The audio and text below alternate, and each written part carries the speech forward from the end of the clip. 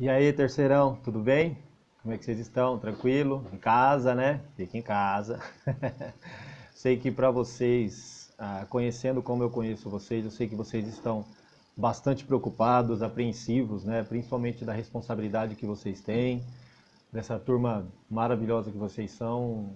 Mas fiquem tranquilos, porque assim, mantendo essa rotina de estudo em casa, gente, sempre porque para a gente é coisa que nós já vimos, né? Então vamos pensar assim, então é uma revisão mais aprofundada, é hora de tirar as dúvidas, sim, mas as coisas vão se acalmar, vão voltar ao normal e tenho certeza que nós vamos, de uma maneira mais prática, conseguir atender vocês, tá?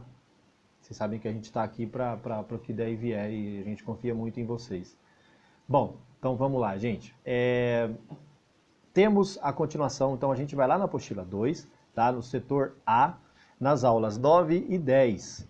Tá? Então dentro dessa aula 9 e 10 a gente vai falar sobre bactérias e bacteriose. Nós tínhamos uma introduçãozinha outro dia, mas estava faltando alguns alunos, então não deu para dar sequência. Eu vou retomar algumas coisas, tá? O que vocês irão fazer para mim, para que eu possa ter um controle? Vocês vão pegar as atividades de aula, tá? Na atividade de aula, você vai colocar lá o seu nome, o seu número, numa folhinha à parte, seu nome, o número bonitinho e tal, e vocês vão me enviar isso por e-mail, tá? Então vocês vão colocar apenas a resposta, nome, número e série, tá? Colégio absoluto, coloca o número da aula, o número da página do exercício e me envia. Vocês vão me enviar por e-mail. Vou colocar aqui embaixo para vocês depois o e-mail que é cleitonatividades@hotmail.com. Tá? Então eu vou enviar para vocês bonitinho, para vocês me colocarem por e-mail. Não esqueçam, tá, gente? De me enviar isso daí. É que a gente vai ter o controle da atividade que vocês estão realizando. Com relação ao plural, o setor B, aqui da página a gente já terminou dessa apostila 2. Então vocês terminem tudo lá no plural, vai fazendo normal como tá sendo feito lá. Beleza? Que aí do plural eu consigo visualizar por aqui. Agora as outras eu não consigo visualizar o que vocês estão fazendo. Então vocês vão me enviando, tá? Bom, seguindo ali, então, bactérias e bacterioses, né? A gente já falou bastante de bactérias, só recapitulando, como é a estrutura de uma bactéria, que está lá dentro do reino Monera, né? Um ser procariótico, ou seja, aquele ser ao qual não tem o núcleo organizado, não temos uma membrana nuclear, não temos o nosso envoltório nuclear, né? E ele está tudo misturado, esse material genético está disperso no citoplasma. Então, o único procarionte que a gente tem é as pertencentes ao reino Monera, que são as bactérias.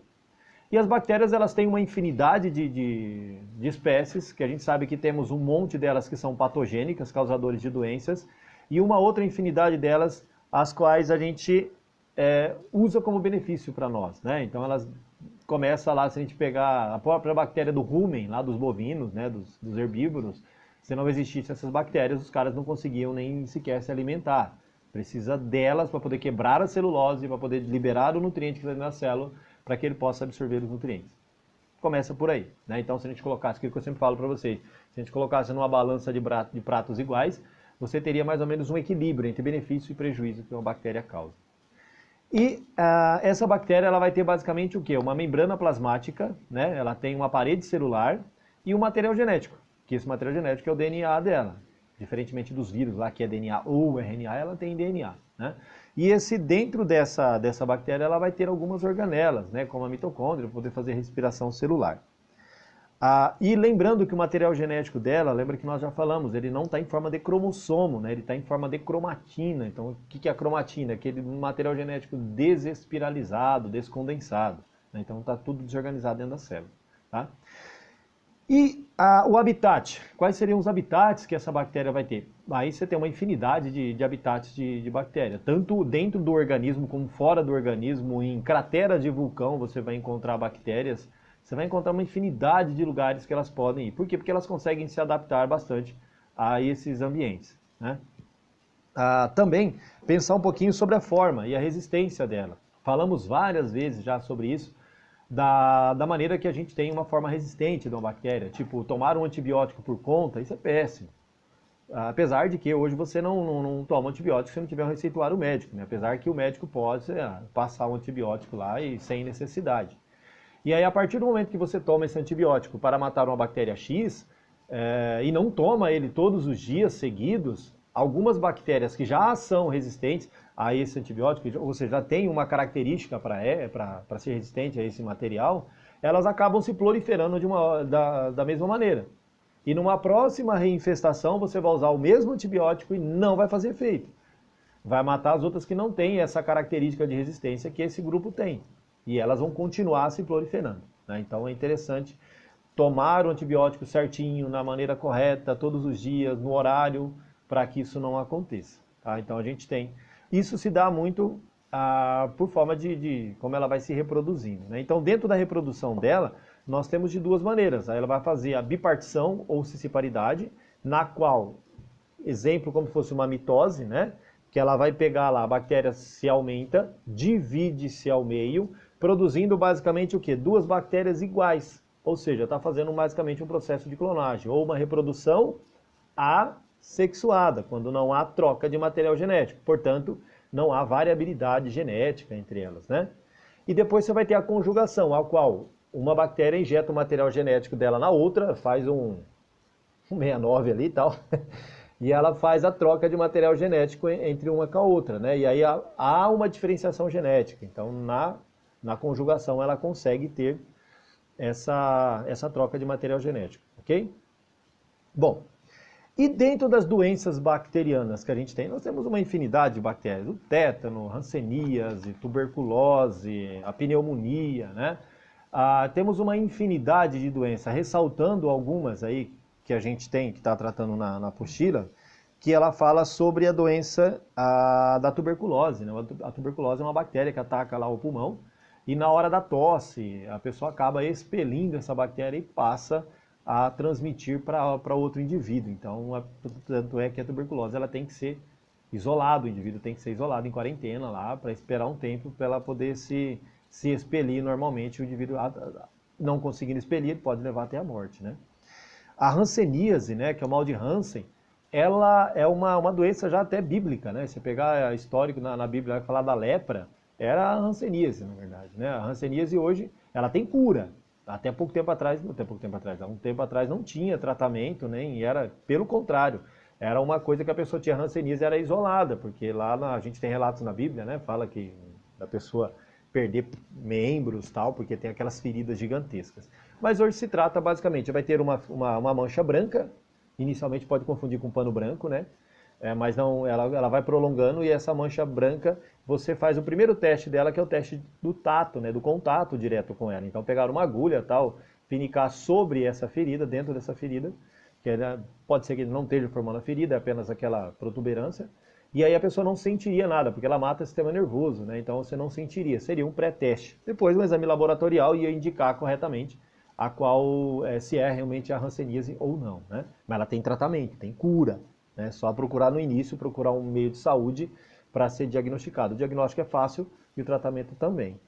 E depois a gente tem as doenças chamadas ISTs, né, que entra a gonorreia, a sífilis, que são causadas por bactérias também. Então essas bactérias adentram o aparelho reprodutor, tanto masculino quanto feminino, e aí eles podem inicialmente começar apenas no aparelho reprodutor, tanto vagina quanto no pênis, e se isso não for cuidado, essa bactéria pode subir. Tanto pode ir para o testículo, como pode subir para o útero, invadir os ovários, tal, e provocar até infertilidade em ambos os casos, né? Então inicialmente começou a perceber, tipo a gonorreia ela vai dar um corrimento mais amarelado, tanto no pênis quanto na vagina, e a pessoa vai sentir um odor bem característico de um peixe podre, como tivesse apodrecido mesmo, aquela coisa bem forte, né? Então, procurar o médico, aquilo que a gente sempre fala. Percebeu algo estranho no organismo, procura um centro de saúde para ver o que está acontecendo, não é normal, né? A sífilis, a mesma coisa, a sífilis ela começa com manchas avermelhadas pelo corpo, e apenas umas pintinhas espalhadas pelo corpo, e automaticamente ela passa a ter a sífilis secundária, né? Então a primária é essa, algumas manchinhas avermelhadas, na sífilis secundária ela começa a tomar essas manchas avermelhadas todo o corpo, inclusive a parte genital, né? E na terciária, ela ataca o sistema nervoso. E aí a coisa complica, né, gente? Porque quando ela entra na fase terciária, ela ataca o sistema nervoso e vai dando deformação no corpo mesmo. Que nesse estágio não tem muito mais o que ser feito, né? Não tem muito mais o que fazer. E aí a pessoa você acaba tendo que esperar a tua morte mesmo, não tem muito o que fazer. Por isso que no início, busca certinho, você tem tratamento legalzinho, ok? Certo, gente? Então, a gente tem aí agora, terminamos a aula 9 e a 10, tá? Nesse mesmo momento, agora nós vamos fazer a aula 11 e 12, que vai falar sobre algas e fungos, tá? Na aula 11 e 12. Vou dar uma... A gente já comentou bastante, são temas mais tranquilos, dá pra gente fazer as duas aulas, tá? E vocês vão fazendo um resuminho legal em casa aí. Então, na aula 11 e 12, eu vou falar sobre algas e fungos. As algas, assim como os fungos, tá no reino, lembra lá? Protista, né? Então, ele está dentro do reino protista. Nós falamos do reino agora, Monera, agora dentro do reino protista. Algas. Lembrando que dentro do reino protista, as algas são seres fotossintetizantes e os protozoários não, né? Os protozoários não são seres fotossintetizantes. E os fungos, que está no reino fungi, né? Não vamos misturar os dois, hein? A alga está lá no protista e os fungos tá no reino fungi, ok? Mas por que nós estamos analisando os dois juntos, né? Vamos lá. A alga, ela tem essa capacidade de fazer a fotossíntese, aquilo que já cansamos de falar, que a maior renovação do oxigênio se dá pelas algas, né? 80% da renovação de oxigênio mundial hoje é feito pelas algas. E a relação entre os dois, como que a gente vai chegar nesse caso? Então vamos deixar. Protozoários e protozooses, a gente vai ver mais adiante, tá? Então vamos fechar aqui na parte de alga. Então a alga, ela precisa de luz para poder fazer fotossíntese. Temos vários tipos de algas utilizados na nossa alimentação, como lá, principalmente na comida japonesa, como tratamento de beleza. Então tem uma infinidade. Então qual a principal característica dela? Realizar fotossíntese, né? E para trazer a renovação de oxigênio para o meio. Bom, os chamados fitoplânctons, né? Que a gente fala fitovegetal, então os chamados fitoplânctons. E no reino fungi, o que a gente tem no reino fungi? São seres totalmente heterotróficos. Nós não temos seres autótrofos no reino fungi, né? Então esses heterotróficos, eles dependem de uma outra forma de vida para se alimentar. E como vai ser basicamente a sua alimentação? Por decomposição. Eles vão usar a decomposição como forma de alimentação. Seja no substrato vivo ou morto. Mas como, professor, não vivo também? Sim, a gente tem algumas patologias, que eu falei lá atrás. O pano branco, por exemplo, é atacado por fungos, né? E esse fungo vai atacar a nossa pele. Frieira, que às vezes dá entre os dedos, principalmente no dedo do pé, onde você fica com o calçado muito tempo fechado e tal. Então isso é causado por fungos, e ele está atacando o organismo vivo, né? Até porque você tem outros organismos, como vegetais também, que são atacados por fungos.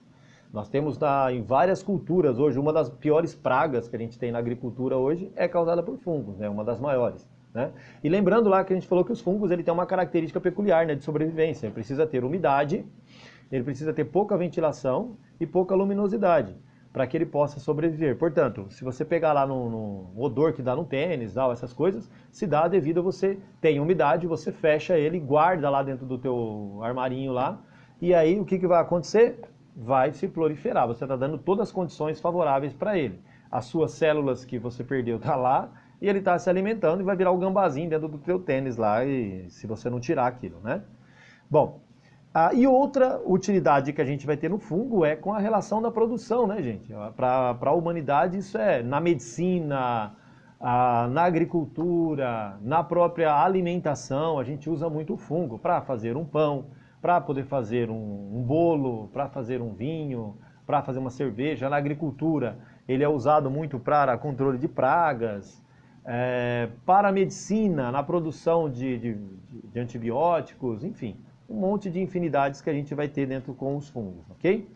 Bom, e qual a relação dos dois? Por que os dois estão juntos, né? Por que os fungos estão junto com as algas? Na verdade, nós temos um processo de mutualismo entre umas espécies, tá? Que é chamado de líquen. O que é o líquen? É uma associação amistosa entre os dois, portanto, uma associação mutualística, um ajuda o outro. Nesta relação, nós temos a alga, que ela continua fazendo fotossíntese e continua capturando água, né? E o fungo vai fazer a decomposição do substrato. Então, de que maneira que a gente teria, né? Vamos supor que a gente teria o fungo, e aqui a gente teria a alga, que é aquele lodozinho que se forma, né, quando chove. Então, o fungo, ele vai tirar do substrato, seja de uma madeira, seja de um próprio concreto, algum lugar que ele tiver, né, do tronco de uma árvore, ele vai fazer a decomposição. Automaticamente que ele faz a decomposição, ele está dando substrato para a alga se alimentar, né? E a alga, como ela faz fotossíntese, ela libera água, ela puxa a umidade para ela ajuda o fungo, porque lembra que a gente falou lá atrás? Que o fungo ele precisa de umidade para poder sobreviver. Então a alga, automaticamente, ela forma aquela película sobre ele, ela faz o abrigo para o fungo, que a luz não entra direto, tem umidade para ele, o fungo sobrevive. Então isso que a alga ajuda para o fungo, dando umidade e dando proteção da luz. E o fungo, o que ele faz? Ele faz a decomposição do substrato, dando nutriente para a alga poder sobreviver. Beleza? Uma relaçãozinha bacana, amistosa entre os dois. Portanto, se há uma relação mutualística, um depende do outro. Se um deixar de existir, o outro também para de existir. Tá? Então a gente tem que tomar cuidado com isso. É uma uma relação mutualística, uma relação entre os dois. Então o fungo precisa da alga, assim como a alga também precisa do fungo. Beleza? Pessoas, é por isso que nós estamos aqui, para tentar ajudar vocês, para facilitar, para tentar de uma maneira mais próxima da gente ter esse contato. Estou com muita saudade de vocês, mas espero que em breve a gente está junto, tá, galera? Não esqueçam de mandar isso lá no e-mail, tá?